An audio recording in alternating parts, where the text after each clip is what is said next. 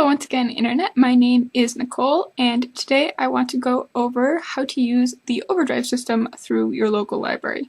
So, in the past couple of months, I've been doing videos where I show the books that I got from the library, and a part of that is that I've shown the ebooks that I have and how I have them through the Overdrive system from my library, and a couple of people have asked me about how to use it, and so I kind of wanted to go over that today. My first caveat to this is that I will only be going over Overdrive and not over the 3M lending library, which I know some libraries have. My library only has the Overdrive system and doesn't have the 3M library, so I'm not familiar with that, and I can't really go over that. The first part of this video, I'll go over using the Overdrive on your computer, and then in the second half I'm going to talk a little bit about the app on my phone or on your iPad or whatever you have that would have the app. So to begin with, how to find Overdrive for your library. So in order to use Overdrive, you are going to have to be a member of your library. You can find your library Overdrive system by going to the Overdrive website and clicking Find Libraries Near You, and then entering your zip code. When you first get to the Overdrive page for your library, it'll appear something like this, minus obviously the Los Angeles Public Library, although yours will be something else, I assume, unless you also live in Los Angeles. So the first thing you're going to need to do is sign in, and to the best of my knowledge, this part is the same for other libraries as well. It'll ask you for your library card and your PIN, which will be the last 4 digits of your phone number, and you sign in. And then you are in your own account. And so from here we can look at a couple different things. You can just browse through the library selections on your own through the menu by looking for ebooks, audiobooks, or video. So I mostly use the Overdrive system just for ebooks and audiobooks, although I do know a number of people who use it to watch videos, especially if a video isn't like on Netflix or something. You can get the movie rentals are like 3 days, and so you can rent movies. I'm not going to go over that because I don't use it that much, but for ebooks and audiobooks, you can just kind of go through by topic and browse. You can also search for a specific book if you're trying to find something. So let's say I want to read, so I want to read Things Fall Apart, so I'm just going to type that in and search for it, and in this case it comes up right away. And this little symbol means that there's an ebook available. This up here means it's a movie, so there's a little symbol in the corner you see. So Things Fall Apart is currently available to be borrowed, so I'm just going to go ahead and click Borrow. So there are a limited number of copies available for most of the ebooks and audiobooks through the library. So the way the e-lending libraries work for the libraries is that the library doesn't buy the ebook itself, they buy a license to lend the book to you. And so typically the way this works is they pay some set of money for some number of lending out, so like 50, like they can lend out the ebook or audiobook 50 times or something like that. So they're not actually buying the ebook or audiobook, they're buying a license to lend it. And that's why you can have kind of hold periods and things, and I'll talk about that in a little bit. So you can see from the page of the book how many copies are available, so how many library copies there are and how many copies are available. So obviously I just clicked to check this one out.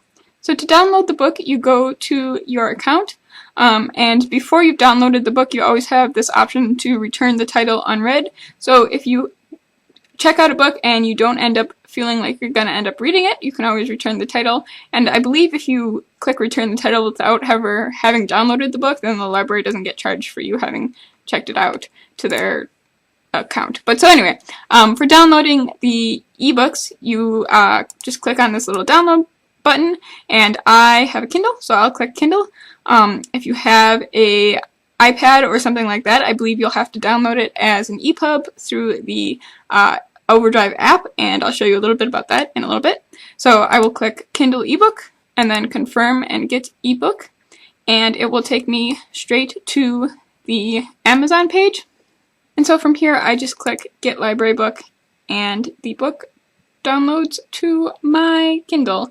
I can also download now. If I click download now, the book will show up as a download file, and then I can transfer it through a USB to my Kindle that way.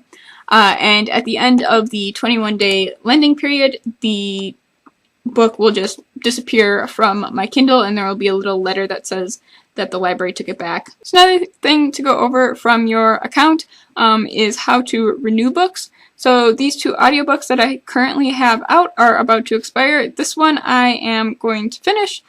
This one I am not going to finish in the next 3 days. And so when the book comes within 3 days of expiring, you'll automatically get this option to renew. So I'm just going to click renew. And then say yes, I would like to renew it.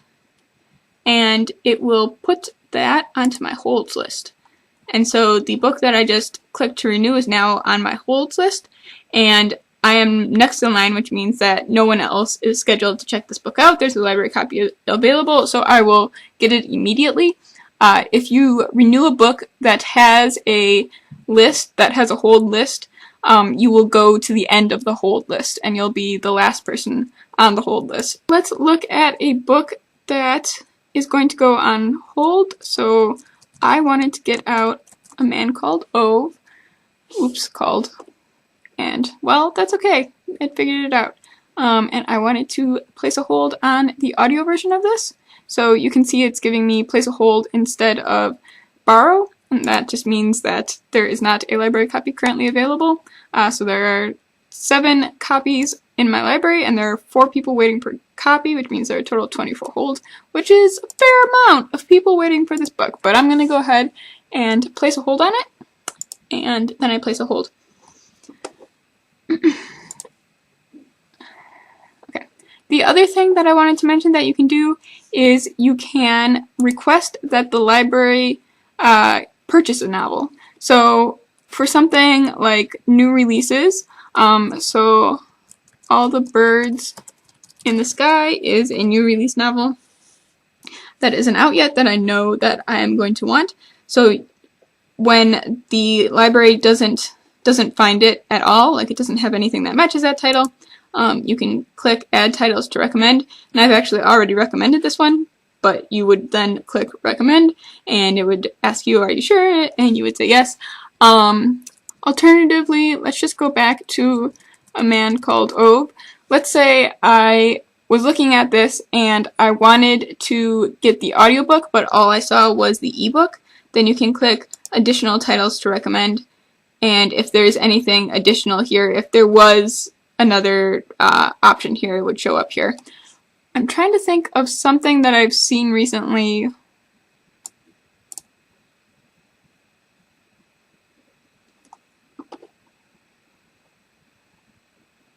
Yeah, okay. So I just looked for, okay. So I just searched for Brandon Sanderson. So Brandon Sanderson has a new book coming out. Let's say I didn't remember what it was called, but I wanted to look for it. Then I just searched Brandon Sanderson. Then I could click Recommend Titles, which I just did. And then you would see here Calamity, which is the new book that he has coming out in a couple of months. And you can go ahead and click Recommend. And the library, in my case, the library typically ends up buying most of the books that I recommend, although I think they have some sort of threshold. Like, if so many people say recommend it, then they end up buying the book. And if you recommend the book, then you can select to be automatically added to the hold list, which means that when the library buys it, you will be at the beginning of the hold list, which for new releases is really excellent. And this is something that I did not realize you could do for a while, and I wish I had realized it earlier, because by the time the library bought the new releases, I would be at the end of a giant hold list. But you can just recommend it, and then you'll be towards the front of the list, and that's kind of great. One last thing to mention from my account is the lists here, and you have a wish list where you can put books that if you don't have enough room for holds. So I actually had A Man Called Ove on my wish list because I didn't have enough room for holds. I was maxed out on holds before. Let's see, anything else that I wanted to mention? Oh, you can change your settings so your ebooks or audiobooks will be for a lesser amount of time, or your videos for a greater amount of time. This is all in settings, and if you are if you are an adult and your child has a library card and you don't want them to have mature content, you can change that. You can change the settings of the maturity level, and you can just generally change a few other things. Okay, so now I'm going to switch camera views over to a camera view where I can show you my phone, and we'll look a little bit at the Overdrive app. So the first step for the Overdrive app is obviously to download the app, so you'll do that from the Play Store, the iStore, or whatever. So I am doing this on my Android, so obviously some of these things might be a little bit different if you're using an Apple or a Samsung or whatever. But so this is the little Overdrive app here, and it is free, and you can just download it. So the main thing that I use Overdrive for, as you can probably tell, is for audiobooks, but you can also download ebooks into this and read ebooks on it. So this thing that we're looking at here is just my public shelf.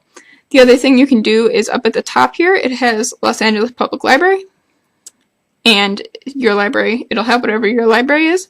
And this is basically just a mobile version of the page that I was just showing you on the computer. So again, we're going to click sign in. And I'm going to sign in with my same credentials as before. And now I basically have access to the exact same account as what I was showing you on the computer screen. And so if I hadn't downloaded these as Kindle books, I could have the option to download them as ebooks, and then I would download them as ebooks into the app. I can also, for a new audiobook, right now all my audiobooks are in the app, but normally you would see a little download signal right here, and I would just click that, and then it would begin to download, and the downloads go into this files folder, and in order for it to be downloading, this little thingy has to be on, and there is, so right now it's off, there is in settings an option to only have your audiobooks be downloaded when you're on Wi-Fi, so you're not using your data plan. And that's one of the ones that I have clicked. So to avoid downloading your audiobooks on your data plan, you can not allow it to do that. So once you have your audiobooks, you can go to the bookshelf, your audiobooks or your movies or your ebooks or whatever, and the Overdrive app has its own audiobook player, so you can play through here. And this app, when I first started using Overdrive, the Overdrive app was pretty crappy for playing audiobooks, but it's quite a bit better now. So you can change the reading speed and do whatever you want. And so yeah, so that's pretty much it. And if you were going to read them, obviously you would download the ebook and then just read the ebook in here. So that's pretty much it for the Overdrive app. I think it's pretty straightforward. And you guys can let me know in the comments if you have any questions. I am not actually a librarian, so I may not be able to answer all of your questions, but I will try. And that is all for this video, and I will talk to you guys in another video. Have a good evening.